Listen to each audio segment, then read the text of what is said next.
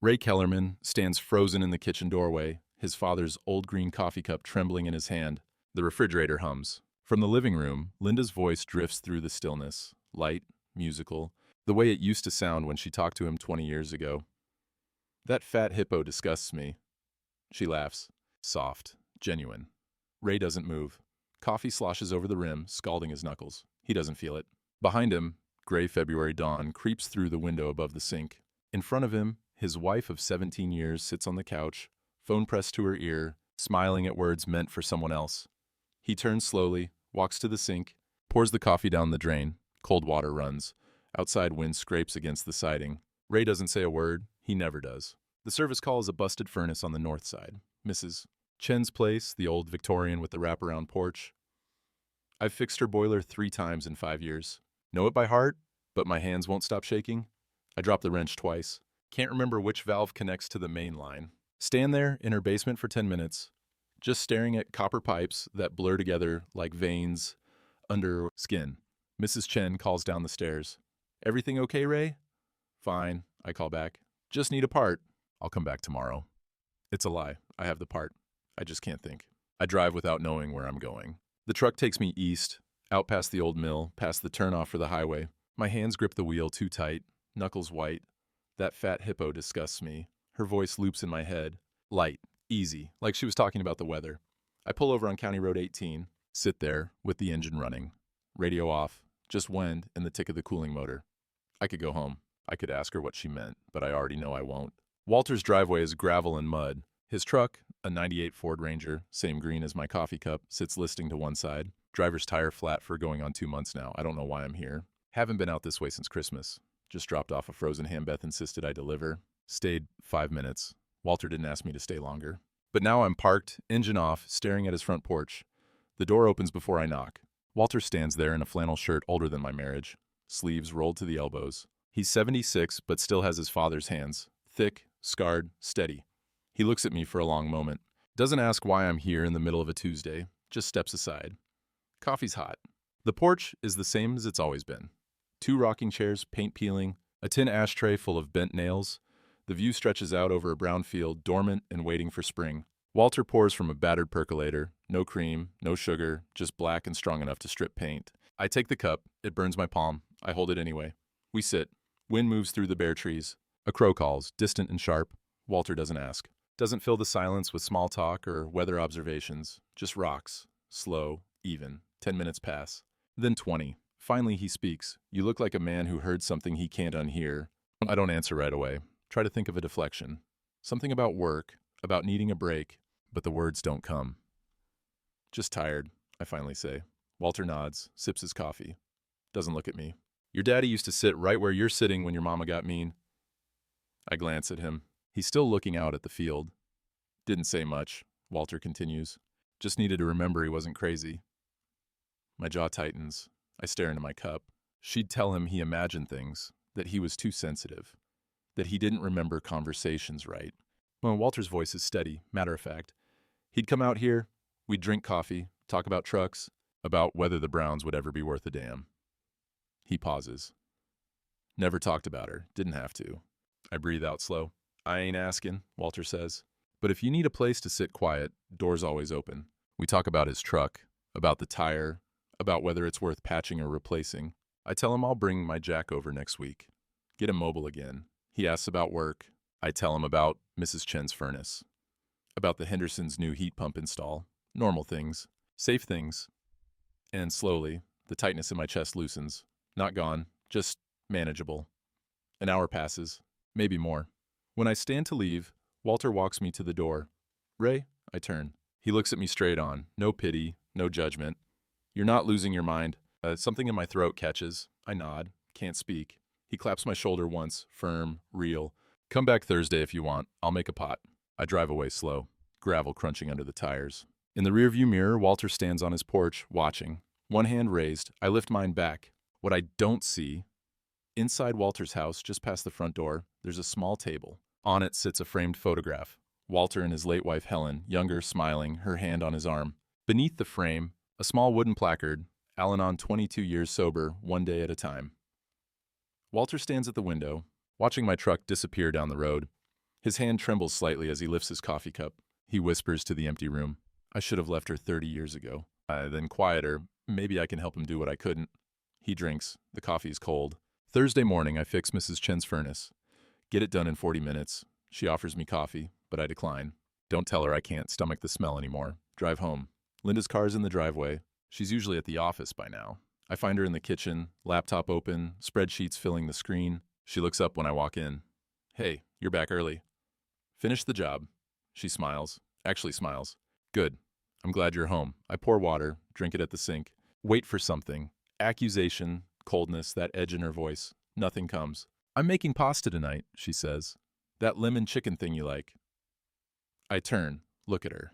She's already back to her screen, clicking through listings, humming something under her breath. Like nothing happened, like Tuesday morning never existed. Maybe I misheard. The thought creeps in while I'm organizing tools in the garage. Sorting wrenches by size, lining up screwdrivers, anything to keep my hands busy. Maybe she was talking about a client, or a photo someone sent her, or a joke I didn't understand. That fat hippo disgusts me. But the way she laughed, light, easy, I close my eyes. Try to remember exactly how she sounded. The memory is already fuzzy, distorted. My chest tightens. What if I'm making this bigger than it is? Friday, she suggests dinner. Let's go to Salvatore's, she says. We haven't been in forever. Salvatore's? The Italian place on 5th Street, where we went on our third date. Where I proposed 7 months later, ring hidden in a breadstick basket, her laughing so hard she cried. You sure? I ask. Why not? She's putting on earrings, checking herself in the hallway mirror. Ooh, we should get out more. Have fun. Fun. I can't remember the last time we used that word. The restaurant is warm, candlelight, red checkered tablecloths, Sinatra playing low through tinny speakers. Linda orders the carbonara. I get chicken parm, same as always. She talks about a property she's listing, 4-bedroom colonial, needs work but great bones. Tells a story about the seller's cat knocking over an entire shelf during the walkthrough. She laughs. I laugh. It feels normal. She reaches across the table, touches my hand. I'm glad we did this. Her fingers are warm, familiar. I look at her face in the candlelight, soft, open. For a moment, just a moment, it feels like the early years, when she used to look at me like I mattered. Me too, I say, and I almost mean it. Saturday morning, my phone rings. Beth. I'm driving through town, she says. Meet me at the diner in 20. Not a question. That's Beth. The diner is the same as it's been since 1983. Cracked vinyl booths, laminate tables, coffee that tastes like it was brewed during the Carter administration. Beth is already there when I walk in. She's in the corner booth. Black coffee, no food. She looks up, studies my face. You've lost weight. I slide into the seat across from her. Been busy. Busy. She sips her coffee. Doesn't break eye contact. You look like Dad did after Mom left. That same hollow. I deflect, smile. I'm fine, Beth. Just getting old. Bullshit. A waitress appears. I order coffee. Beth waits until she's gone. How's Linda? She's good. We went to Salvatore's last night. Beth's eyebrow lifts. That's supposed to mean something. It was nice. We had a good time. She leans back, crosses her arms. Ray, I've known you 52 years. You're my baby brother, and you're lying. I open my mouth, close it. Beth's voice softens, just slightly. I'm not asking you to tell me what's wrong, but I'm telling you I can see it. We sit in silence. The diner hums around us, plates clattering. Someone laughs at the counter. Finally, Beth says something that lands like a stone in water. You know what I learned after Henry died? I wait. People show you who they are. You just gotta be willing to see it. She drains her coffee, stands, puts a 5 on the table. Call me if you need me. Then she's gone. Sunday afternoon, I'm at the hardware store. Need a new blade for the reciprocating saw. I'm comparing brands when I hear a voice behind me. Ray Kellerman? I turn. Marcus Chen. Mid-40s, fit, perfect teeth, owns the gym on Maple Street. I've seen him around. Town's small enough, but never talked to him. He's smiling, big, genuine. Hey man, you're Linda's husband, right? My throat tightens. Yeah. Dude, your wife is amazing. He claps me on the shoulder. She helped my sister buy a place last year. Total rock star. Really went to bat for her when the seller tried to back out. I nod, can't speak. Marcus keeps going. You're a lucky guy. Linda talks about you sometimes. Says you're the steady one, the rock. He laughs. Warm, easy. Not the laugh of a man hiding something. Not the voice of someone guilty. Tell her Marcus says hi, yeah? Sure. He waves, heads toward the paint aisle. I stand there holding a saw blade I don't need. That night, I lie in bed next to Linda. She's asleep. Breathing steady, I stare at the ceiling. Marcus seemed genuine. Nice, even. Not smug, not nervous, not guilty, just friendly. What if there's nothing to find? What if the problem is me? I turn on my side, watch the shadows on the wall. Linda shifts, her hand brushes my arm in sleep. I close my eyes. But I don't sleep. I can't let it go. Tuesday, I'm under the Henderson's house, replacing a condensate pump. Tight crawl space. Damp, cold. I should be thinking about fittings and drainage angles. Instead, I'm thinking about Linda's phone. Always face down now. Screen dark. It wasn't always like that. Wednesday evening, she's at a client meeting. Gets home at 9:30, says it ran long. The seller was difficult. She smells like wine. And something else. Perfume I don't recognize. How was it? I ask. Exhausting. She kicks off her heels. I need a shower. She's upstairs for 40 minutes. When she comes down, her hair is wet. She's wearing the robe I bought her 3 Christmases ago. She kisses my cheek, warm, soft. I'm beat. Going to bed early. Okay. She pauses at the stairs. You coming? In a bit. Got some paperwork. She nods, disappears upstairs. I sit at the kitchen table with invoices I'm not reading. Thursday, I notice the gym bag. It's new. Nike. Black with white trim, sitting by the garage door. Linda's never been a gym person. Yoga once in a while, walking in the neighborhood. But now there's a bag and a water bottle. Expensive looking, stainless steel. You joining a gym? I ask at breakfast. She looks up from her phone. Oh, yeah, Marcus's place. He's offering a discount to real estate agents. Networking thing. Marcus. Marcus Chen. You met him, remember? At the open house last fall. I remember. Tall, fit, smiled too much. Right. She's back to her phone, scrolling. I watch her thumb move. Quick. Practiced. She's smiling at something. Not at me, at the screen. Friday evening, Linda leaves her laptop open on the kitchen counter. She's upstairs. I hear the shower running. I walk past. Intend to get a glass of water. But I see it. Email tab. Open. I stop. Don't look. Don't be that guy. But my feet won't move. I lean closer. Subject, Spring Open House Partnership from Marcus Chen to Linda Kellerman. Linda, Thursday works. 11 p.m. at the usual spot. Can't wait to finalize everything. You've got great instincts. This is going to be huge. My stomach drops. The usual spot. Not our usual meeting place or the office. The usual spot. Like they've been there before. Multiple times. I hear the shower shut off upstairs. I step back. Grab a glass. Fill it with water I don't drink. Linda comes down 10 minutes later, hair wrapped in a towel. Hey, babe. You eaten? Not yet. I'll make something. She walks to the laptop, closes it without looking at the screen, carries it upstairs. Saturday, I wake at 5:30. Habit. Make coffee in the dark, fill my father's green cup, stand at the sink, watch dawn come slow and gray through the window. Linda's still asleep. I lift the cup to my lips. Can't drink. The coffee tastes wrong, bitter, burnt. Or maybe it's just me. I pour it down the drain, watch the brown liquid spiral and disappear. Second time this week. Maybe third. I've lost count. The basement is cold. Concrete floor, exposed beams, boxes stacked along the walls. I'm looking for the space heater. One of the tenants in the duplex on Mill Street called. Theirs died, and the landlord's too cheap to replace it. Said I could borrow mine. I find it behind a stack of boxes labeled Martha Personal, Linda's mother. Died 5 years ago. Cancer. Linda didn't talk about it much. Just packed up Martha's apartment and brought everything here. Never unpacked it. I should just grab the heater and go. But I see the corner of a book sticking out of one box. Leather. Worn. I pull it out. A journal. Martha's handwriting on the inside cover. Property of Martha Brennan. Private. I should put it back. I open it instead. The entries are dated. Some short, some pages long. I flip through. I stop on an entry from June 2008, 1 year after Linda and I married. Linda called today. Said marriage is harder than she thought. Said Ray is too quiet. Said she misses feeling wanted. I told her, wanting isn't loving, loving is staying. She didn't like that. My hands go numb. I flip forward. October 2009. Linda's talking about that man from the conference again. The one from Cleveland? Says nothing happened, but she can't stop thinking about him. I asked if she loved Ray. She said, I don't know anymore. I told her to go to counseling. She said Ray would never agree to it. I asked if she'd even asked him. She hung up. My vision blurs. Forward again, March 2010. Linda admitted she almost left Ray last year, said she met someone at a conference. Nothing happened, but she thought about it. I asked why she stayed. She said, because Ray's safe. He won't leave. He won't fight. And I don't have to try anymore. The journal falls from my hands, lands on the concrete with a dull thud. I stand there, breathing. Not thinking, just breathing. Upstairs, I hear Linda moving around. Cabinets opening, coffee maker gurgling. Her voice calls down. Ray, you down there? I don't answer. I'm making breakfast. You want eggs? I pick up the journal.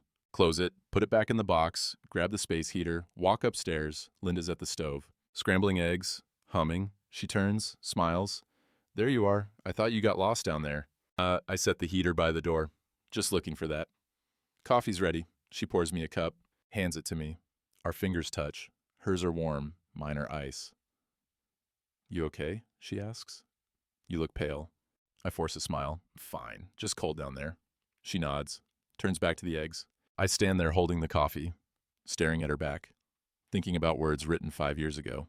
Because Ray's safe, he won't leave, he won't fight, and I don't have to try anymore.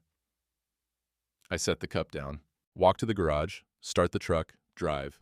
Don't know where I'm going, just away. I used to think silence was strength. Dad taught me that. Don't yell, don't accuse, don't make a scene. Just work, just provide, just be steady. But now I'm wondering if silence is just another word for invisible. If being steady just means being easy to ignore. If being safe means being forgettable. I grip the wheel. The truck eats miles. And I realize something that cuts deeper than anything else. Linda's been done with me for over a decade. She just never left. Because I made it too easy to stay. I drive past Linda's office without meaning to. It's 3:40 on a Thursday afternoon. I finished early at the Kowalskis. Their water heater install went smooth. Should have gone home. But I see her car in the lot. And Marcus's truck 2 spaces over. I pull into the gas station across the street. Tell myself I'm just getting coffee, but I don't go inside. I sit, engine off, eyes on the glass front of Prestige Realty, 20 minutes past 30. I feel pathetic, sick, but I can't leave. 43 minutes after I park, the office door opens. Linda and Marcus walk out together. She's laughing, head tilted back, one hand on his arm. They walk to her car. He's carrying a folder. She's carrying what looks like a small box. They stop at the driver's side. Talk for another 5 minutes. I'm too far to hear words, just body language. Easy, comfortable. He hands her the folder. She hands him something back, looks like a check. They hug. Quick, professional. He walks to his truck, waves, drives off. Linda stands there for a moment, alone. She pulls out her phone, scrolls, smiles at something. Then she does it. She turns toward the storefront window. The glass reflects the late afternoon sun and herself. She stops, checks her reflection, adjusts her hair, smooths her blouse, runs a finger under her bottom lip, studies herself. And the look on her face, not guilt, not love, hunger, for what, I don't know. Admiration, attention. Being wanted. She's performing, even alone, even for herself. I watch her get in her car and drive away. I sit there another 10 minutes, hands on the wheel, breathing. When I get home, the house is empty. I walk upstairs, stand in the doorway of our bedroom. Linda's full-length mirror hangs on the closet door. She checks it every morning, every night. Before she leaves, when she comes home. I've avoided looking at it for years. Now I walk toward it, stand in front of it, unbutton my flannel shirt, let it fall, stand there in my undershirt, pale. Stretched over a belly I don't remember getting. I look at myself. Really look. 52 years old, soft around the middle, gray in my beard, lines around my eyes that weren't there 5 years ago. I wait for the shame, for the voice that says she's right to be disgusted. But it doesn't come. Instead, something else rises. Clarity. Cold and sharp. She doesn't see me. She never did. But I stopped seeing me, too. I stand there, shirt off, belly exposed, and I feel nothing. Not shame. Not anger. Just emptiness where something used to be. That night, Linda comes home at 7:15. Hey, babe, sorry I'm late. Showing ran long. She sets her purse on the counter, kicks off her heels. I'm at the table. Martha's journal open in front of me. Linda sees it. Her face doesn't change. Not quite. But something flickers. What's that? Your mother's journal. She goes still. Why are you reading that? Found it in the basement. She walks closer, looks at the page I'm on. I watch her eyes move, reading upside down. She closes the journal, gently. Ray, that's private. She's dead. It's still private. I lean back, look at her. You told her I was too quiet, that I wasn't enough. Linda's jaw tightens. That was 15 years ago. 14. I was young. Adjusting. Marriage is hard. You told her you almost left me. Her face hardens. I didn't leave. I'm still here. Why? The word hangs between us. Linda opens her mouth, closes it. Then, because I chose to stay, because I made a commitment. Or because it was easier than leaving. Her eyes flash. That's not fair. Your mother wrote that you said I was safe, that I wouldn't leave, that you didn't have to try anymore. Linda's face goes pale, then red. You have no right to read a dead woman's journal or to know what my wife really thinks of me. She grabs the journal, holds it against her chest. This is out of context. You're twisting things. Am I? Yes, her voice cracks. Ray, I don't know what you want me to say. The truth. She stares at me. Do you love me? Silence. 5 seconds. 10. Her mouth opens. Of course I do. But it comes too late, and we both know it. She sleeps in the guest room that night. I lie in our bed, staring at the ceiling, thinking about the mirror, about her checking her reflection in the storefront window, about 15 years of being too quiet, too safe, too easy to ignore. I think about my father's green coffee cup, about pouring it down the sink, again and again, and I realize I've been grieving this marriage for months, maybe years. I just didn't know it until I heard her say those words. That fat hippo disgusts me. It doesn't matter who she meant. What matters is that I believed she could have meant me, and I was right. Not because I'm disgusting, but because somewhere along the way, I became invisible.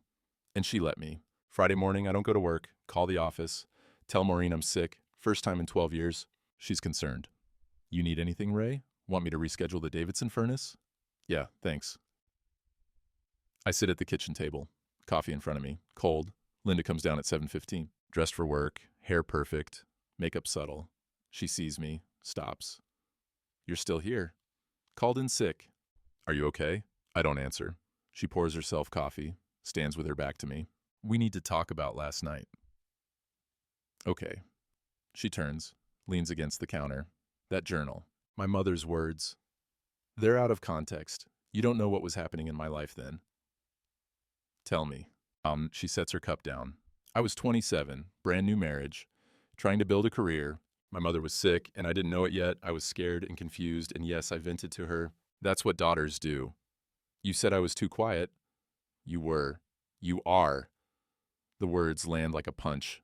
I don't mean it as an insult, she continues. It's just who you are. And I've made peace with it. But back then I was young. I wanted. She stops. Wanted what? More conversation, more emotion, more presence. I was present. I worked. I came home. I was here. Physically, yes. Her voice softens, but there's steel underneath. But Ray, when's the last time you told me how you felt? About anything? I open my mouth. Close it. She nods. See? Are you having an affair with Marcus? The question comes out flat, tired. Linda's face shifts. Surprise, then irritation, then something that looks like pity. Oh my God. Ray, no. The emails, the meetings, the gym. We're business partners. I told you this. You didn't. I did. 2 weeks ago. At Salvatore's. I told you we were co-listing the Morrison property. Commercial space. Huge commission potential. I try to remember. The restaurant. Her talking about properties. My mind is blank. I don't remember that. She exhales. Sits down across from me. Ray, I'm worried about you. Don't. No, listen. You've been acting paranoid. Checking my phone. Following me. Accusing me of things that aren't happening. I heard you. On the phone. You said, I know what you think you heard. I know what I heard. Her voice rises slightly. You heard me talking about a client, Ray. Bob Fletcher. The guy who keeps lowballing the Simmons property. I called him a fat hippo because he's stubborn as hell and won't budge. That's it. The room tilts. You thought I was talking about you? I can't speak. Her face changes, softens, but it's worse somehow. Oh, Ray, honey, why would you think that? Is this about your weight? Because you know, I don't care about that. I've never said anything. You didn't have to. She reaches across the table, takes my hand. Hers is warm, mine is ice. Ray, I think you need to see someone. I pull my hand back. I'm fine.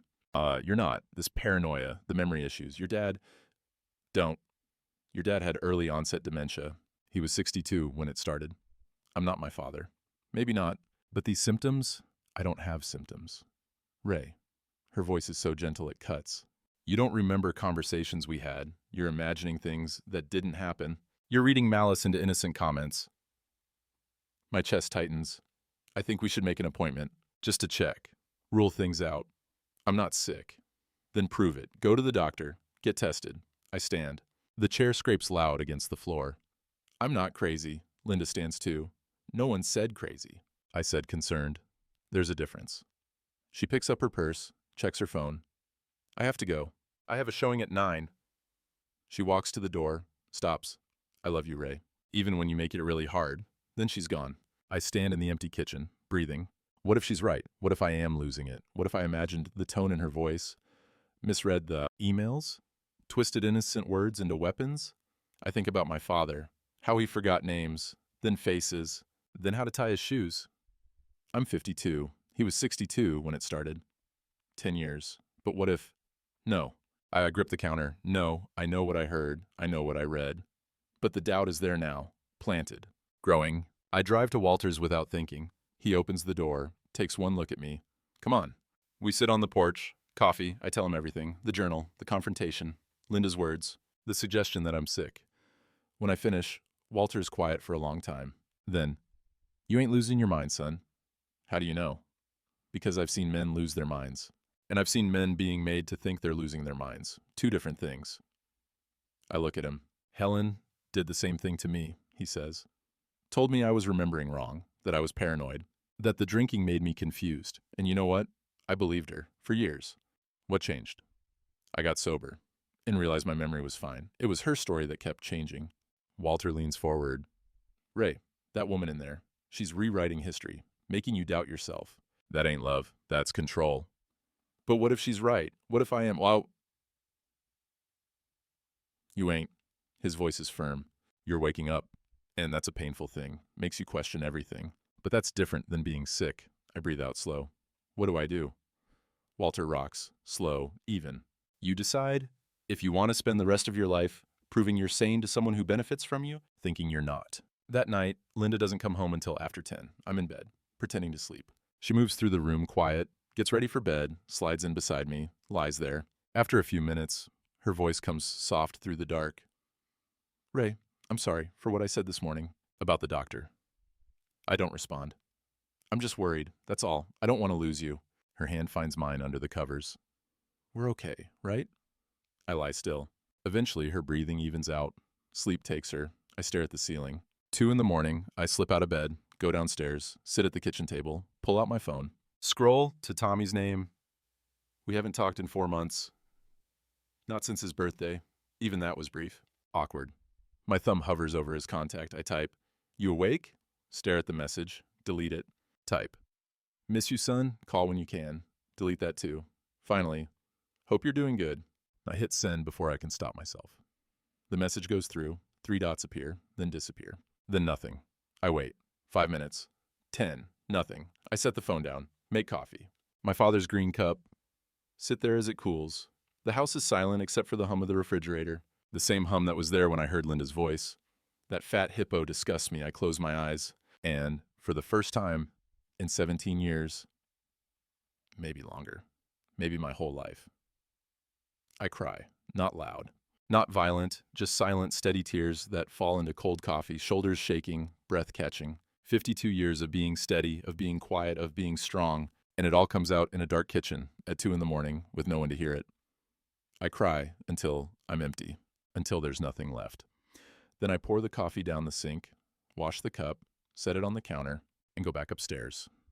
Linda is still sleeping. I lie down beside her, eyes open, waiting for dawn. Saturday, I call Walter. Can I come by? Doors open. I don't go inside right away, just sit in my truck in his driveway. Gravel, mud. His listing Ranger with the flat tire, I could fix that. Should have weeks ago. But I can't seem to do anything right now except sit. Eventually, Walter appears on the porch. Doesn't call out, just stands there with 2 coffee cups. I get out. We sit. The field stretches out brown and waiting. March wind moves through bare branches. Cold, but not winter anymore. Something in between. Walter hands me coffee. I take it. We don't talk for a long time. A crow calls. Distant. Sharp. Finally, Walter speaks. How bad is it? I breathe out. She thinks I'm sick, losing my memory like my dad. Walter nods. Doesn't look surprised. Helen used to do that. Tell me my drinking scrambled my brain. That I couldn't trust what I remembered. Were you drinking when she said it? Sometimes, but not always. He sips his coffee. Didn't matter. She'd convinced me I was unreliable. So even when I was sober, I doubted myself. How'd you know you weren't? Got sober, stayed sober, realized I remembered everything just fine. It was her stories that kept changing. I turned that over. Ray, let me tell you something. Walter sets his cup down.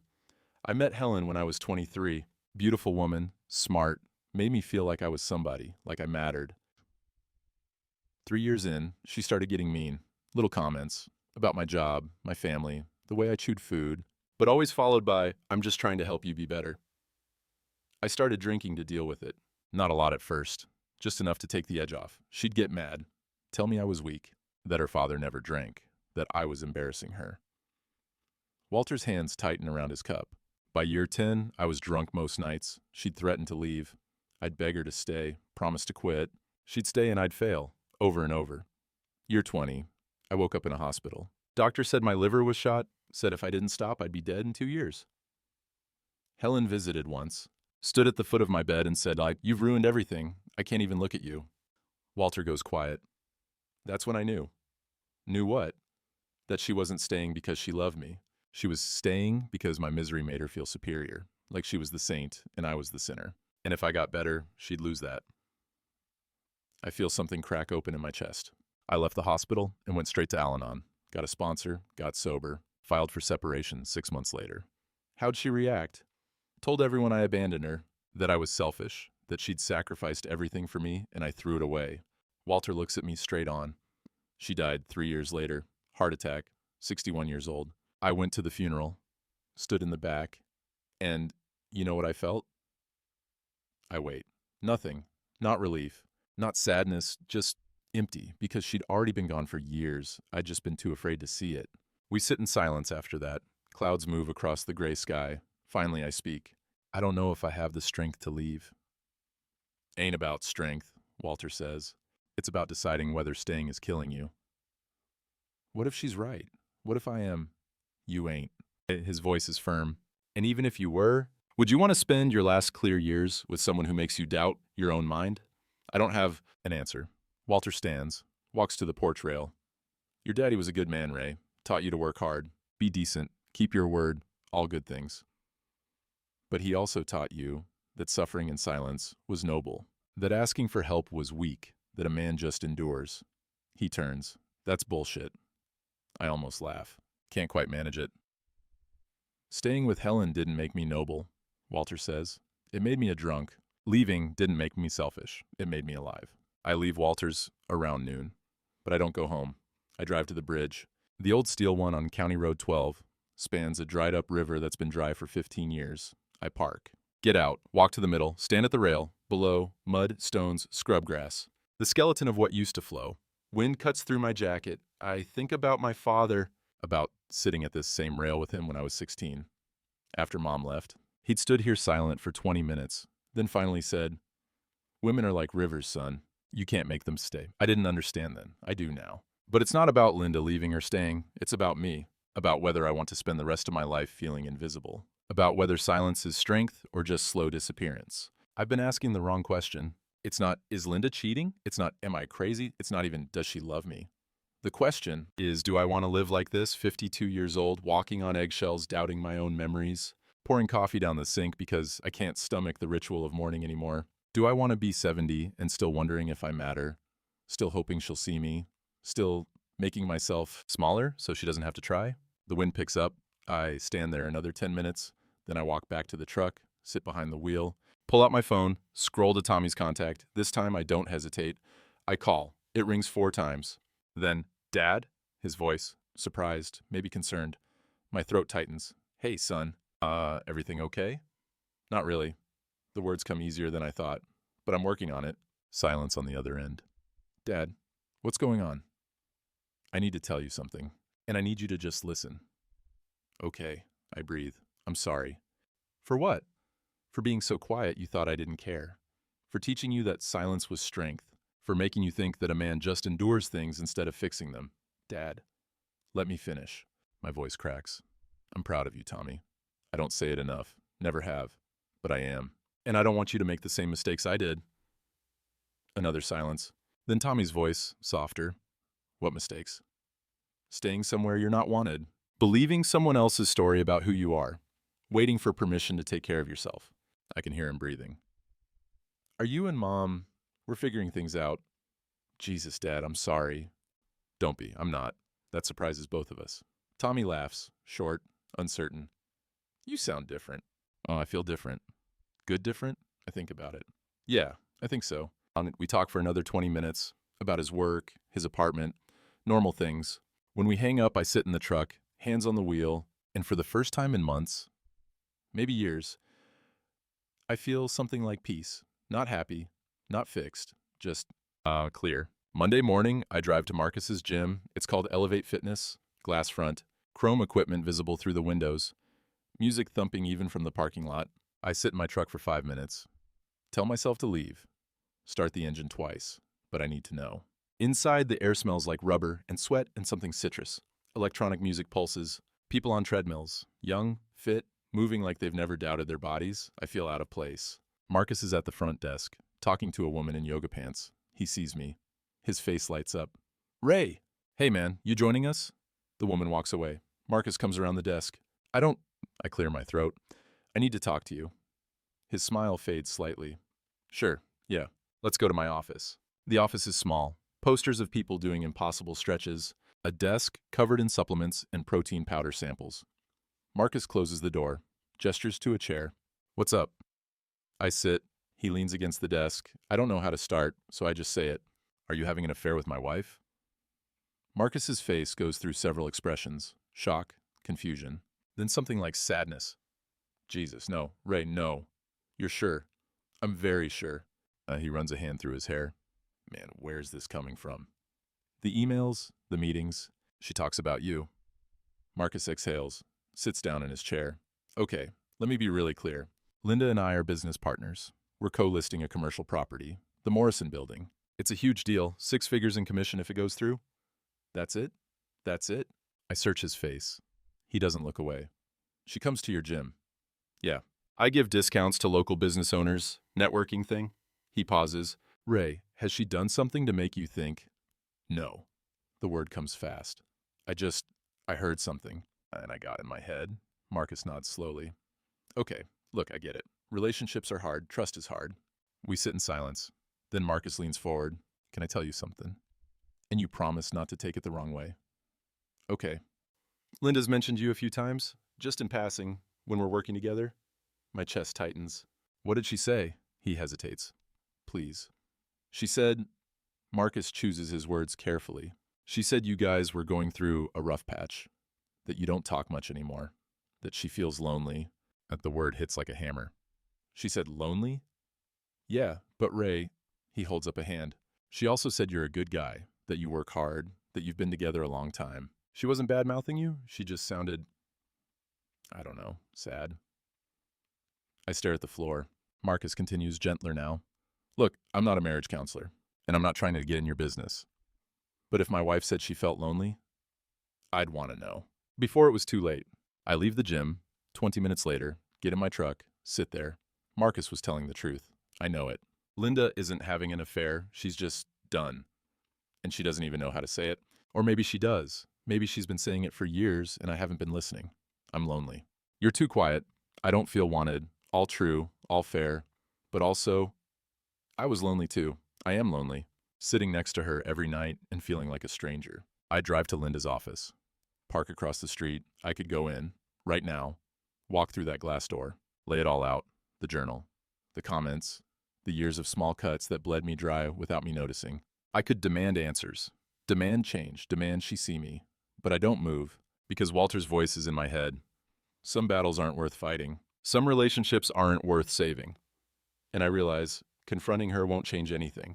She'll defend, deflect, turn it around. Maybe she'll cry. Maybe she'll promise to try harder. And we'll go another 5 years, 10, 20. Me hoping, her performing, until one of us dies. I drive home instead. Linda's car isn't there. Monday afternoon showing. Won't be back until dinner. I walk through the house. Our house. 17 years of accumulated life. Furniture we picked together. Photos on the walls. The kitchen where we used to cook together before we stopped. I go upstairs to our bedroom, open the closet, pull out the old duffel bag from my army days. Green canvas, worn. I start packing, not everything, just enough. Work clothes, toiletries, the journal, a photo of Tommy as a kid, the one where he's missing his front teeth and holding a fish we caught at Silver Lake. My father's green coffee cup. I wrap it in a shirt, place it carefully at the bottom of the bag. I sit on the edge of the bed, Look at my phone, pull up a browser. Search apartments near me month to month. 3 options. One is a motel, one is too expensive. The third is a studio above a hardware store, $650 a month. Available immediately. I call. A man answers. Gruff, older. Studio still available. Yep. Can I see it today? You got cash? I can get it. Oh, come by in an hour. He gives me the address. I hang up, sit there. This is real. I'm doing this. The apartment is small, 1 room, kitchenette in the corner, bathroom with a shower stall, carpet that's seen better days. But it's clean, quiet, the window overlooks Main Street. The landlord, Jerry, 60-something, retired mechanic, shows me around, takes 3 minutes. First and last month, no pets, no smoking. Trash goes out on Tuesdays. I'll take it. He looks surprised. Don't you want to think about it? No. He shrugs. Okay. Come by tomorrow with the cash. I'll have the keys. We shake hands. I drive to the bank, withdraw $300 from our joint account. Linda will see it. I know she will. I don't care. When I get home, Linda's car's in the driveway. I sit in my truck, heart pounding. You don't have to do this today. You can wait, plan more, make sure. But I'm afraid if I wait, I won't do it at all. I grab the duffel bag from behind the seat, walk inside. Linda's in the kitchen, making pasta. She looks up, sees the bag, her face changes. Ray? I set the bag down. We need to talk. She turns off the stove, wipes her hands on a towel. Okay. We sit at the table, the same table where I read her mother's journal, where I've sat through 1,000 silent dinners. I breathe. I'm leaving. Her eyes go wide. What? Not permanently. Not yet. Just for a while. I got an apartment just for me to think. Ray, you're scaring me. I'm not trying to. Then what are you doing? I look at her. Really look at her. I'm tired, Linda. Of what? Of being invisible. Of doubting myself. Of pouring coffee down the sink because I can't stomach our mornings anymore. Her face crumples. I don't understand. I know you don't, and that's part of the problem. Is this about Marcus? Because I told you, it's not about Marcus. Then what? I pull the journal from my jacket pocket, set it on the table. It's about this. About 15 years of you being done with me but not leaving. About me being so quiet and so safe that you didn't have to try anymore. Tears start down her face. That's not fair. Maybe not, but it's true. Ray, if you're unhappy, we can fix it. We can go to counseling. I don't want to fix it. She goes still. I just want to breathe. I stand, pick up the duffel. I'll come by for more things later this week. I'll keep paying the mortgage. I'm not trying to hurt you. I just need space. How much space? I don't know. Ray, please. I stop at the door. For what it's worth, I did love you. For a long time. And maybe you loved me too once. But somewhere along the way we stopped seeing each other. And I can't do it anymore. I walk out, get in my truck. She doesn't follow. I drive away. And I don't look back.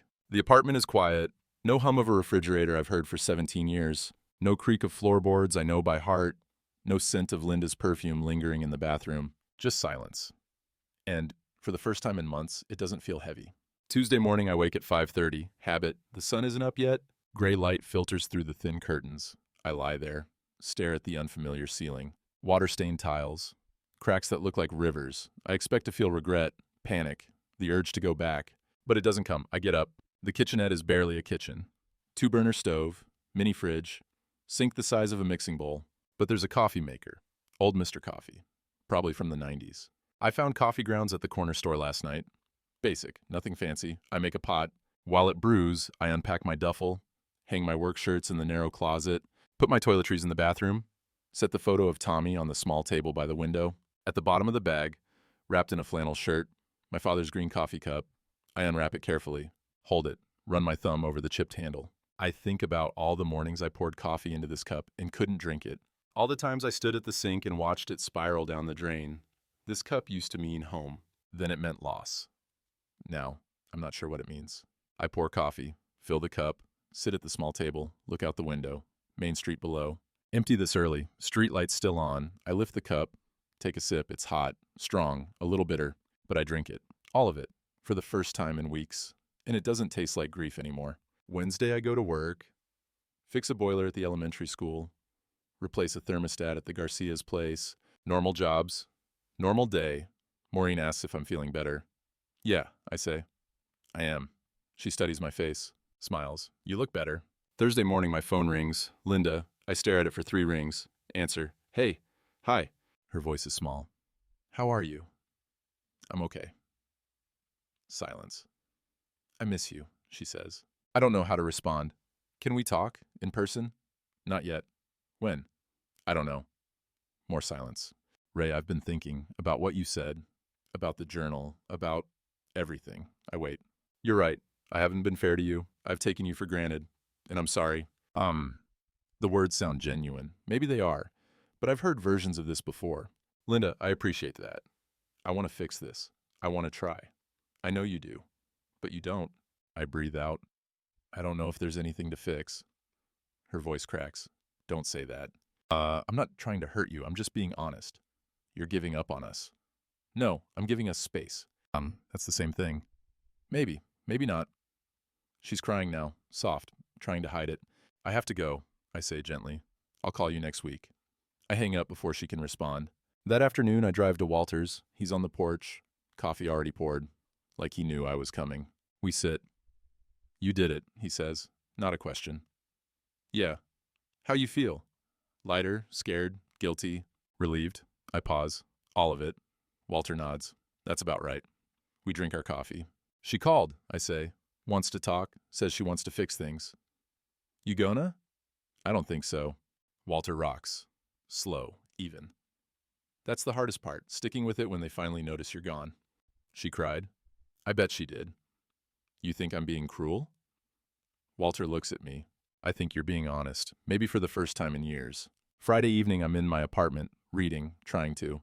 My phone buzzes. Tommy. Hey, Dad. You around this weekend? Thinking of driving down. I stare at the message. Type back. Yeah, I'd like that. Cool. I'll be there Saturday afternoon. We can grab dinner? Sounds good. Hey, Dad. Yeah? I'm proud of you. My throat tightens. I type, thanks, son. Set the phone down. Stare at the wall. Tommy's proud of me. When's the last time I heard that? When's the last time I was proud of myself? Saturday morning, I go back to the house. Linda's car isn't there. Saturday showings. She'll be gone until afternoon. I let myself in with my key. The house smells the same. Coffee and that lavender plug-in she likes. I walk through, grab a few more things, more clothes, some tools from the garage, my old army jacket. In the kitchen, I stop, look at the counter. My father's green coffee cup sits in the drying rack. Clean, waiting. Linda must have used it. I pick it up, hold it, think about taking it with me. But then I set it down, walk to the cabinet, pull out the nice coffee, the stuff Linda saves for guests. Ethiopian blend, expensive. I make a pot, fill the green cup to the brim, set it on the kitchen table. Next to it, I place an envelope. Inside, a short note on yellow legal paper. Linda, I'm not angry. I'm not trying to punish you. I just need to figure out who I am outside of us. The coffee's for you. Made it the way I used to. Strong, no sugar. Maybe someday we can sit down and talk. Really talk, but not yet. Take care of yourself. Ray. I leave the house, lock the door behind me, get in my truck. The coffee cup.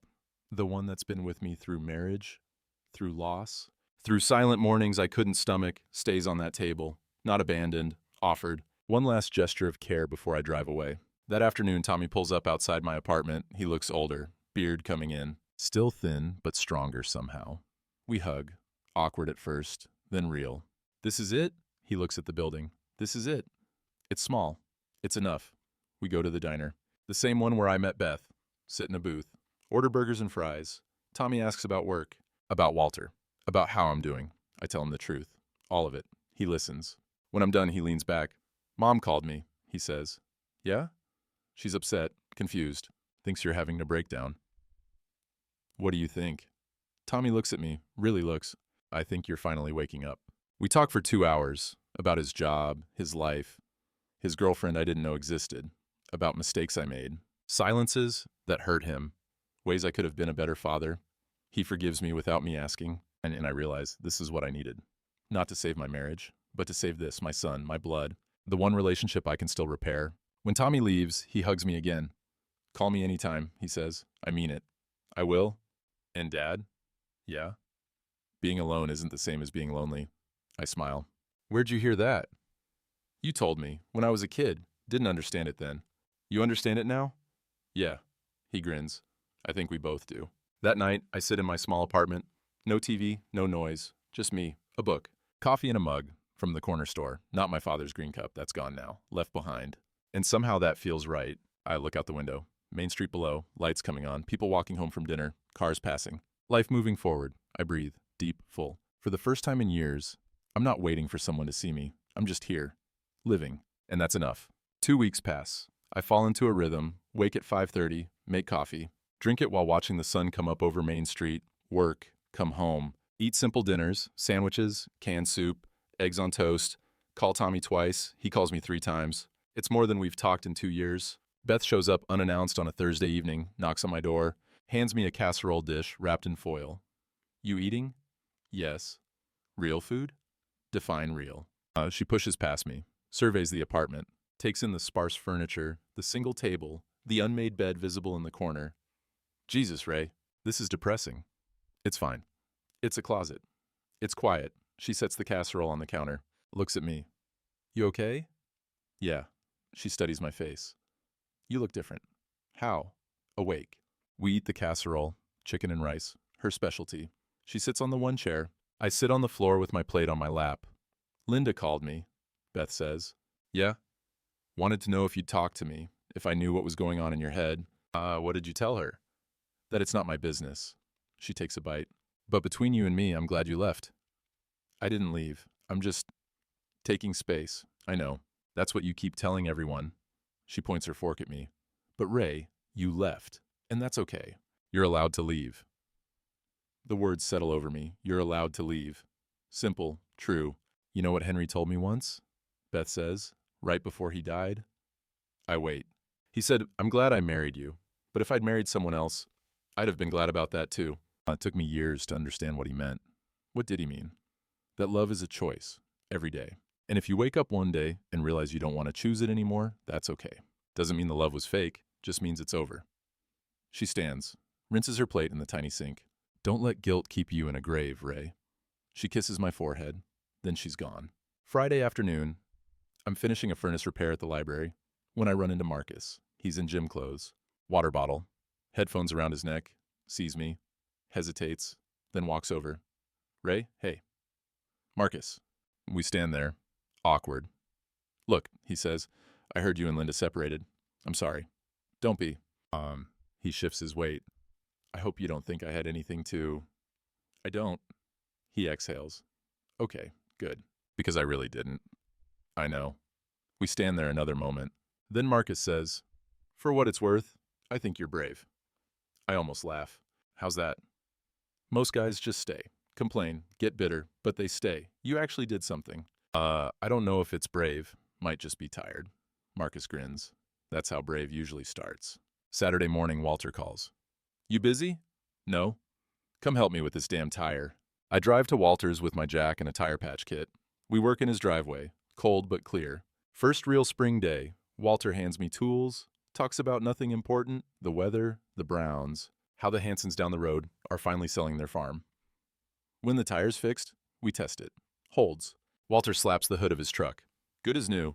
We wash our hands with the garden hose. Water's so cold it burns. You coming to church tomorrow? Walter asks. I look at him. You go to church?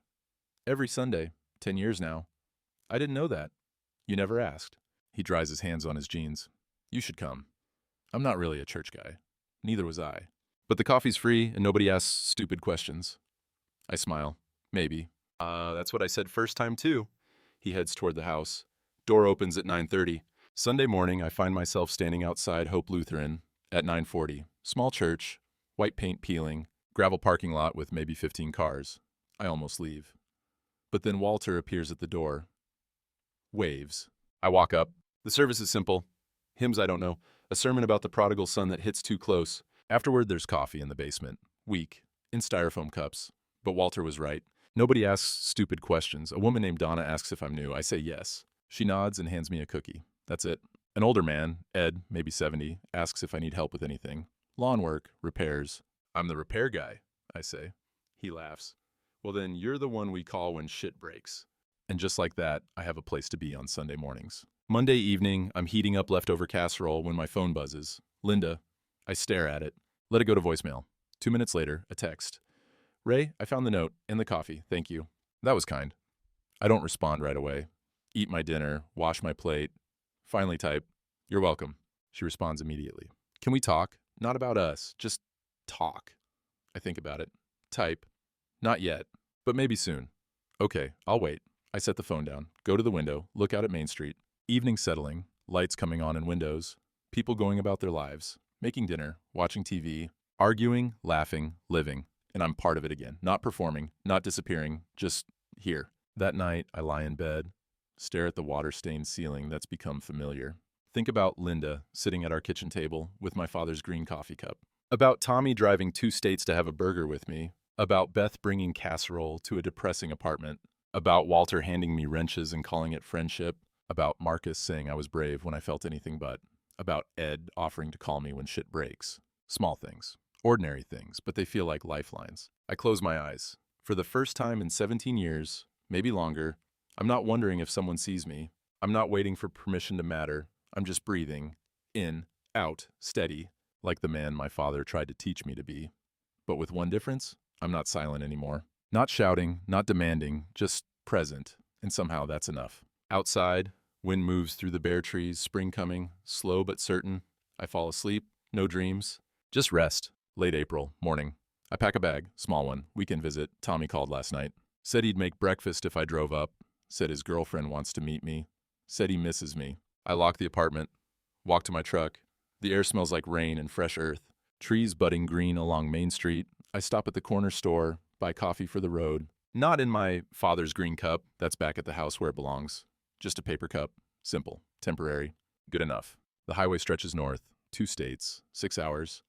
I turn on the radio. Country station, Tim McGraw. Always stay humble and kind. I turn it up. Somewhere past the state line, I pull over at a rest stop. Sit at a picnic table. Drink cold coffee. Watch semis roll past, people coming and going. I pull out my phone, text Tommy. 2 hours out. He responds immediately. Can't wait. I smile, put the phone away, look at the sky. Clear, blue, wide open. Being alone isn't the same as being lonely. I told Tommy that once when he was 9. Camping trip. Just the 2 of us. He asked why Mom didn't come. I said sometimes people need space to breathe. He asked if that made them lonely. I said no. Sometimes space is where you find yourself again. He didn't understand then, but I didn't either. Not really. Now I do. I get back in the truck, turn the key, the engine catches. Steady, reliable, like me, like I'm learning to be. I pull onto the highway. Don't look in the rearview mirror, just forward. Toward my son, toward breakfast, toward a life I'm building one small choice at a time. The road is long. The sun is warm. And I'm not invisible anymore. I'm just Ray, and that's enough.